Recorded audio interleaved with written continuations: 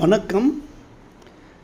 இந்த முதல் 10 பண்டைய தத்துவவாதிகள் அவர்கள் தங்கள் காலத்தை விட மிகவும் முன்னோக்கி இருந்தனர். அவர்களின் கருத்துக்களில் பலர் இன்றும் நவீனமாக உணர்கிறார்கள். உளவியல் அல்லது நவீன அறிவியல் வருவதற்கு முன்பே அவர்கள் ஏற்கனவே மனித இயல்பு, உண்மை, மகிழ்ச்சி மற்றும் யதார்த்தத்தை கேள்விக்குள்ளாக்கினர். வாழ்க்கையில் எல்லாமே தொடர்ந்து மாறிக்கொண்டே இருப்பதாக ஹெராக்ளிட்டஸ் நம்பினார். எந்த நபரும் ஒரு ஆற்றில் 2 முறை காலடி எடுத்து வைக்கவில்லை என்று அவர் கூறினார்.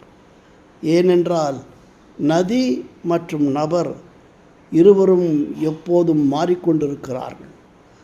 கன்ஃபூசியஸ் மக்கள் ஒழுக்கத்தையும் அந்த ஒழுக்கத்தை இழக்கும்போது தலைமைத்துவ குணத்தில் அது தொடங்குகிறது, அதிகாரம் வீழ்ச்சி அடைகிறது என்று நம்பினார். உண்மையான என்று அவர் கற்பித்த முடிவுற்ற ஆசை முடிவுற்ற துன்பத்தை உருவாக்குகிறது என்று எபிக்யூரஸ் நம்பினார். அவரை பொறுத்தவரை உண்மையான மகிழ்ச்சி, மன அமைதி, நட்பு மற்றும் எளிய வாழ்க்கையிலிருந்து வருகிறது. எல்லாவற்றையும் கட்டுப்படுத்த முயற்சிக்கும் போது மக்கள் பாதிக்கப்படுகிறார்கள் என்று லாவோட்சு கற்பித்தார்.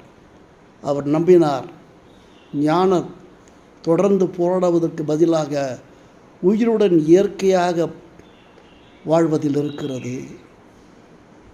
டயோஜெனிஸ் செல்வம், புகழ் மற்றும் சமூக ஒப்புதலை முற்றிலுமாக நிராகரித்தார். நவீன நுகர்வு எதிர்ப்புக்கு நீண்ட காலத்திற்கு முன்பே மக்கள் அந்தஸ்து மற்றும் உடைமைகளுக்கு அடிமையாக மாறுகிறார்கள் என்று அவர் எச்சரித்தார். சாக்ரட்டிஸ் பெரும்பாலான மக்கள் தங்களை உண்மையாக கேட்கவில்லை, தங்களை உண்மையான கேள்விகள் கேட்கவில்லை என்று நம்பினார். தங்களுக்கு உண்மையில் எவ்வளவு தெரியாது என்பது யாராவது ஒப்புக்கொண்டால் ஞானம் அங்குதான் தொடங்கும் என்று கற்பித்தார். மார்க்ஸ், ஆரெலியஸ், துன்பம் பெரும்பாலும் நிகழ்வுகளிலிருந்து வருவதல்ல, அவற்றை பற்றிய மனதின் விளக்கத்திலிருந்து வருகிறது என்று நம்பினார். அவரது கருத்துக்கள் வியக்கத்தக்க வகையில் நவீனமாக தெரியவில்லையா? இன்றும் அவர் கருத்துக்களை பலர் போற்றுகிறார்கள்.